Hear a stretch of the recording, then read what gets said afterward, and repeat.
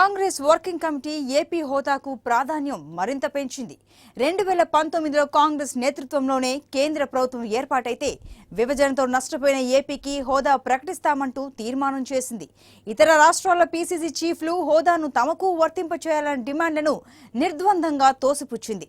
AP పరిస్థితి ప్రత్యేకమంటూ ఇతర డిమాండ్లను కొట్టేసింది. సీమాంధ్ర విషయంలో కాంగ్రెస్ పీసీసీల మధ్య భిన్నాభిప్రాయాలకు తావులేదంటూ హుకుం జారీ చేసింది. రాహుల్ ప్రధాని కావటం, ఏపీకి హోదా కల్పించడం కీలక లక్ష్యాలుగా వర్కింగ్ కమిటీ తీర్మానించింది. హస్తం హడావుడి చూస్తే ఏపీలో పార్టీ గెలిస్తేనే కేంద్రంలో కాంగ్రెస్ వస్తుందన్న సెంటిమెంట్ వైపు అధిష్టానం బలంగా మొగ్గు చూపుతున్నట్లు స్పష్టమవుతోంది.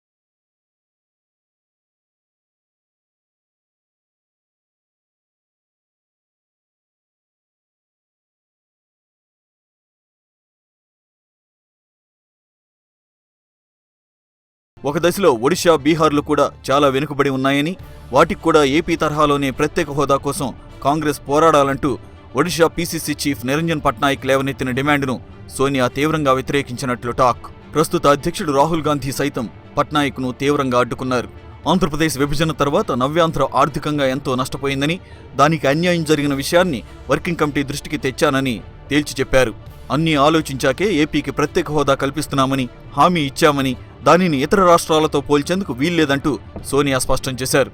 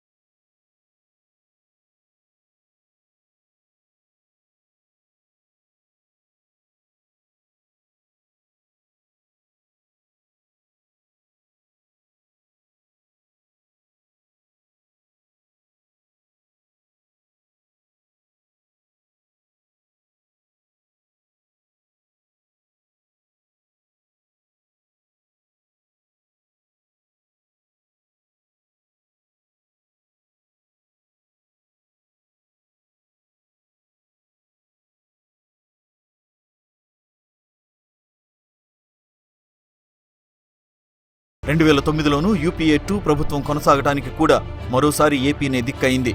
ఈసారి లోక్సభలో యూపీఏ బలం 206 సీట్లు కాగా అందులో ఏపీ నుంచి గెలుచుకున్న సీట్లు 33. దాదాపు 39% ఓటు బ్యాంకుతో కాంగ్రెస్ మెజారిటీ సీట్లను తన ఖాతాలో వేసుకుంది. 2004తో పోల్చుకుంటే సీట్లు 4 పెరిగాయి. ఓట్ల శాతం మాత్రం స్వల్పంగా తగ్గినా సీట్ల రేసులో మాత్రం కాంగ్రెస్ను మరే ప్రాంతీయ పక్షం కూడా నిలువరించలేకపోయింది.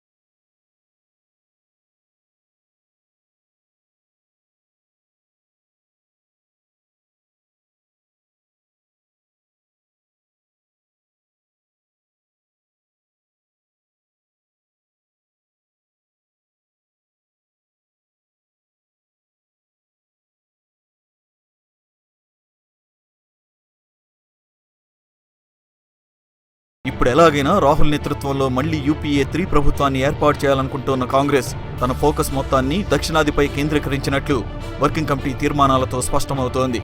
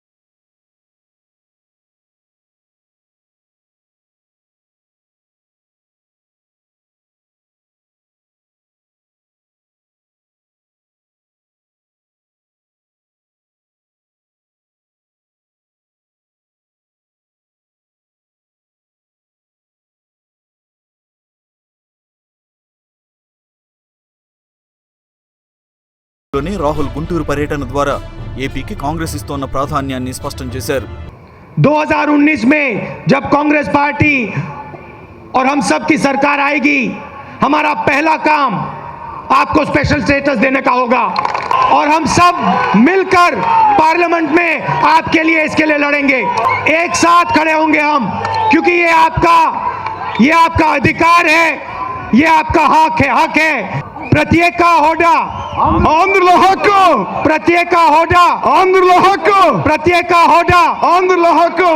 ఆయన నేరుగా అధ్యక్ష బాధ్యతలు చేపట్టడంతో కాంగ్రెస్ ఫోకస్ మరింత ఎక్కువగా దక్షిణాది సమస్యలపై కేంద్రీకృతమైంది. పార్టీ అత్యున్నత స్థాయి వేదికపై ఏపీకి సంబంధించి తాను 20 అంశాలు లేవనెత్తినట్లు ఆ పార్టీ రాష్ట్ర అధ్యక్షుడు రఘువీరా వెల్లడించడం కాంగ్రెస్ దక్షిణాది వ్యూహానికి ఊతమిచ్చే అంశంగానే రాజకీయ విశ్లేషకులు భావిస్తున్నారు.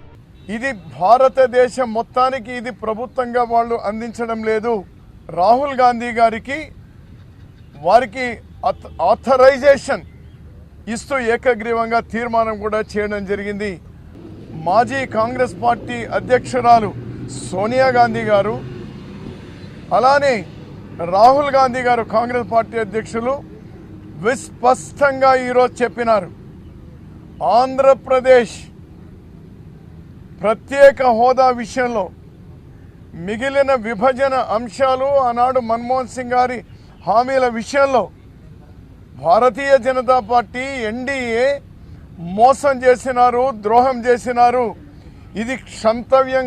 మేము తీసుకోబోయేటువంటి మొదటి డెసిషన్ ఆంధ్రప్రదేశ్కు ప్రత్యేక హోదాతో పాటు చట్టంలో ఉన్నటువంటి అంశాలు, విభజన హామీల అమలు మా మొదటి ప్రాధాన్యత, మా మొదటి నిర్ణయమని ఈరోజు మా కాంగ్రెస్ పార్టీ అధ్యక్షులు రాహుల్ గాంధీ గారు, మాజీ అధ్యక్షురాలు సోనియా గాంధీ గారు.